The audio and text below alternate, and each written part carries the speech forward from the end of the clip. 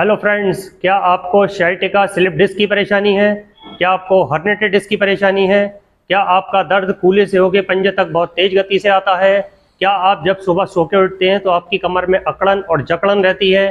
क्या आप बहुत देर खड़े होकर किचन में कार्य नहीं कर सकते? क्या आपके पैरों में चींटियां जैसी चलने की शिकायत होती है? क्या आपके पैर बेजान हो गए हैं? अगर ऐसा आपके साथ हो रहा है तो ये वीडियो आप लास्ट तक देखिएगा। मैं डॉक्टर मनोज, मेरे चैनल में आपका स्वागत है। आज हम बात करने जा रहे हैं कमर से दबी नस के बारे में। जब हमारी कमर से नस दब जाती है तब हमारे पैरों में बेजानपन, नमनेस और कमजोरी महसूस होने लगती है। ये समस्या हमें पता तब लगती है जब हमारी बीमारी बहुत ज़्यादा बढ़ जाती है।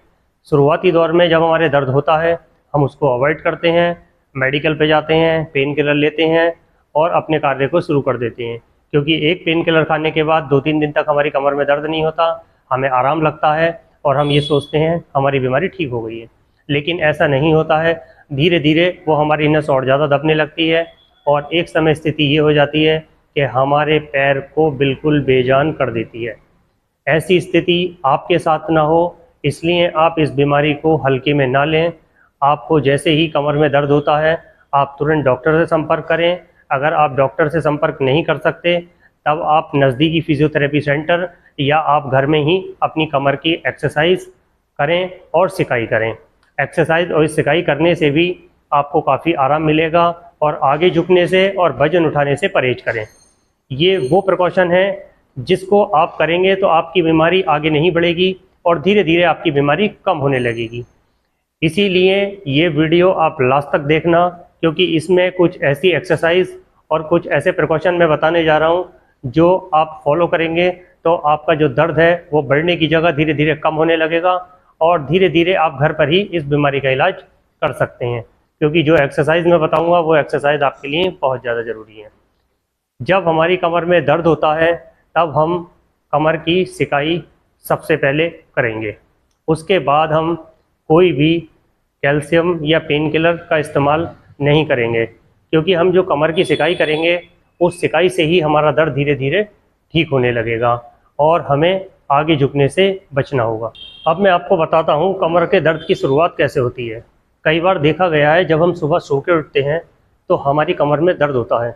हम कहते हैं हमारी कमर में चिनका आ गया, लेकिन ऐसा नहीं है। वो चिनका नहीं होता, वो हमारी कहीं ना कहीं कोई नर्व कंप्रेस हो रही होती है। जो दर्द धीरे धीरे हमारी कमर में बना रहता है और ठीक नहीं हो पाता। इसको हम लोग हल्के में लेते हैं और वो धीरे धीरे एक विकट रूप ले लेता है, यानी कि एक विकराल रूप ले लेता है।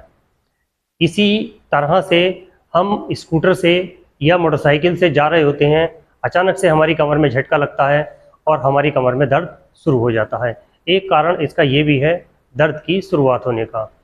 तीसरा जो मेन कारण है वो है हमारा घर में रह के कार्य को करना।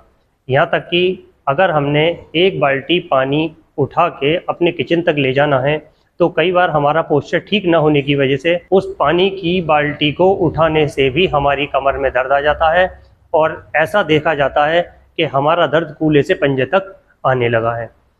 चौथी और इम्पोर्टेंट चीज़ ये है आपके लिए कि आप अपनी कमर का जो पोस्चर है उसको बहुत ज़्यादा ध्यान रखें, यानी कि आपका बैठने उठने का और लेटने का जो लाइफ स्टाइल है उसको थोड़ा सा चेंज करें।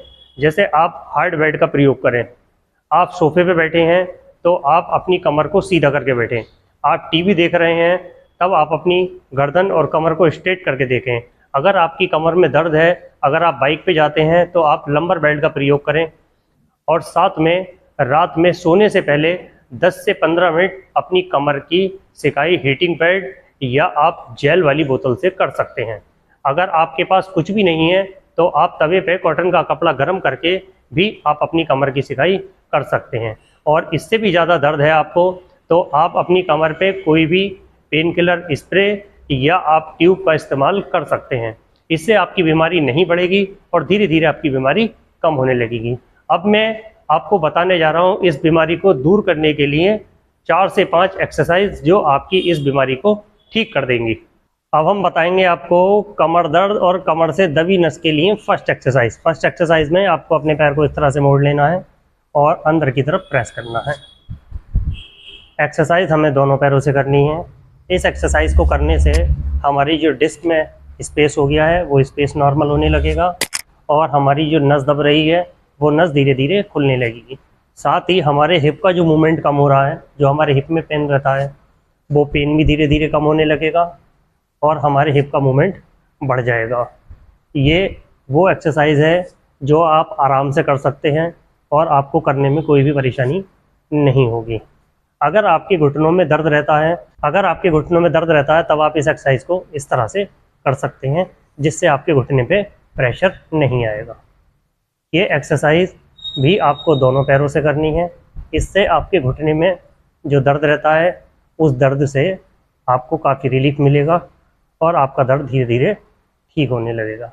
ये वो एक्सरसाइज है जो आपकी कमर की दबी नसों को खोलने के लिए बहुत ज़्यादा कारगर एक्सरसाइज है। अब हम बताने जा रहे हैं आपको कमर दर्द के लिए और दबी नस के लिए दूसरी एक्सरसाइज में आपको इस तरह से अपने पैर को ऊपर की तरफ उठा लेना है और 5 से 10 सेकंड होल्ड करना है। फिर हम नीचे रखेंगे, 5 से 10 सेकंड रेस्ट देंगे। इसी तरह से हमने दूसरे पैर को ऊपर हवा पे होल्ड करा है। इससे हमारी जो काफ मसल्स में कमजोरी आ गई है, जो हमारे हिप का कम मूवमेंट होता है, वो मूवमेंट हमारा धीरे धीरे बढ़ने लगेगा। बहुत ज़्यादा दर्द रहता है, उस दर्द में भी कमी रहेगी और हमारे पैरों में सुन्नी और जो बेजानपन रहता है वो बेजानपन भी धीरे धीरे कम होने लगेगा। ये एक्सरसाइज शुरू में आपको थोड़ा सा भारी लगेगी, लेकिन धीरे धीरे आप इस एक्सरसाइज को बढ़ा देंगे। और ये एक्सरसाइज आपको 15 से 20 बार करनी है। 20 से ज़्यादा शुरुआत में कोई भी एक्सरसाइज नहीं करनी है। 20 से ज़्यादा एक्सरसाइज आप तभी करें जब आपको 10 से 15 दिन एक्सरसाइज करते हुए हो जाए और आपको थोड़ा थोड़ा आराम लगने लगे। जब आपको आराम लगने लगेगा तब आप एक्सरसाइज को अपने आप ही बढ़ाना शुरू कर देंगे। अब हम बताने जा रहे हैं आपको तीसरी एक्सरसाइज में हमने अपने दोनों पैरों को मोड़ लिया है। अब हम धीरे धीरे अपनी कमर को ऊपर उठाएंगे। 5 से 10 सेकंड हम अपनी कमर को ऊपर उठा के रोकेंगे। इस तरह से आपको 5 से 10 सेकंड तक होल्ड करना है। उसके बाद 5 से 10 सेकंड ही हमें रेस्ट देना है। ये एक्सरसाइज भी हमें 15 से 20 बार ही करनी है। इससे ज़्यादा इस एक्सरसाइज को भी नहीं करना है। इस एक्सरसाइज को करने से जो हमारे डिस्क में स्पेस हो गया है वो स्पेस नॉर्मल होने लगेगा। जो हमें साइटिका स्लिप डिस्क की परेशानी है उस परेशानी में हमें काफ़ी रिलीफ मिलेगा। ये एक्सरसाइज बहुत ज़्यादा स्पाइन के लिए कारगर एक्सरसाइज है और इससे हमारी जो स्पाइन है उसकी फ्लेक्सिबिलिटी बढ़ जाती है और हमारी कमर में काफ़ी लचीलापन आ जाता है। कई बार देखा गया है जो लोग एक्सरसाइज नहीं करते उनकी कमर में स्टिफनेस रहती है, उनकी कमर बिल्कुल भी ऊपर की तरफ नहीं उठ पाती और ये एक्सरसाइज करने से आपकी कमर ऊपर की तरफ भी उठने लगेगी और स्पाइन भी आपकी मजबूत रहेगी। अब हम बताने जा रहे हैं आपको चौथी एक्सरसाइज में हमने अपने दोनों पैर इस तरह से मोड़ लिए हैं और दोनों हाथ हम अपने सर के नीचे लगा लेंगे और अब हम धीरे धीरे अपने पैरों को इधर की तरफ बाहर की तरफ निकालेंगे। अब हम जब इधर देखेंगे तो अपने पैरों को इधर की तरफ करते हैं। इससे हमारी जो स्पाइन में जो फ्लेक्सिबिलिटी है वो फ्लेक्सिबिलिटी बढ़ जाएगी और हमारी जो नर्व कंप्रेस हो रही है उस पर से कंप्रेस भी ठीक हो जाएगी, यानी कि नस पर से दबाव कम होने लगेगा।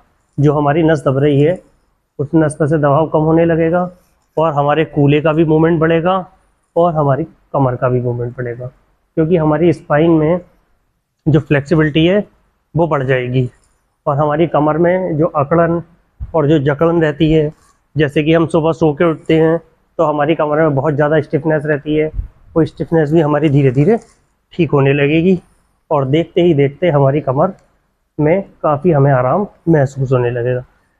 ये वो एक्सरसाइज हैं जो आप आराम से कर सकते हैं, चाहे आप किसी भी एज के व्यक्ति हैं, आप इस एक्सरसाइज को आराम से कर सकते हैं। अब मैं बताने जा रहा हूँ आपको पांचवी एक्सरसाइज में आपको इस तरह से लेट जाना है और इस तरह से आपको ऊपर की तरफ उठना है। ये एक्सरसाइज हमारी कमर से दबी नस और डिस्क बल्ज के लिए और कमर में स्टिफनेस के लिए बहुत ज़्यादा कारगर एक्सरसाइज है। ये एक्सरसाइज भी आपको 15 से 20 बार करनी है और होल्ड टाइम 5 से 10 सेकंड का ही रखना है। इससे ज़्यादा होल्ड टाइम आपको इसमें नहीं रखना है। ये एक्सरसाइज आपके लिए बहुत ज़्यादा ज़रूरी है। इससे हमारी जो डिस्क की गद्दी बाहर निकल जाती है वो कई बार हमारी नस को दबा लेती है, और उस गद्दी को नॉर्मल करने के लिए हम इस एक्सरसाइज को करते हैं और वो धीरे धीरे अंदर की तरफ चली जाती है और हमारी जो नस पे दबाव होता है वो दबाव हट जाता है और हमारे पैरों में बेजानपन और हमारी कमर में जो दर्द होता है वो धीरे धीरे ठीक हो जाता है। यहाँ तक मेरी वीडियो अच्छी लगे तो लाइक करें, चैनल पे नए हैं तो सब्सक्राइब करें। ऐसे ही हेल्थ रिलेटेड वीडियो मेरे इसी चैनल पे मिलती रहेंगी। नमस्कार साथियों।